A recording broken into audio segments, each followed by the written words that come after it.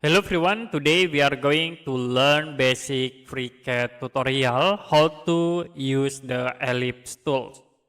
If you want to create Ellipse in Draft Tools, you can click these icons, Ellipse, or you can type A and L on keyboard to active the Ellipse command.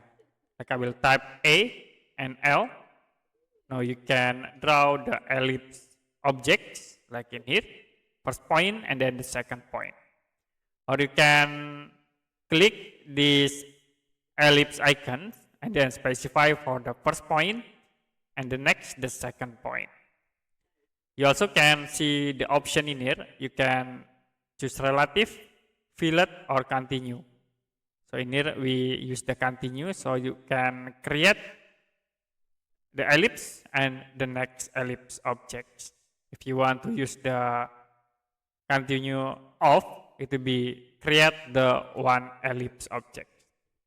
So to create ellipse, you can tap A and L, or you can draw the ellipse, or you can click this icon to create the ellipse objects. Okay, that's it for a basic FreeCAD tutorial how to use ellipse on a draft tools. If you have any question about tutorial, you can comment below this video.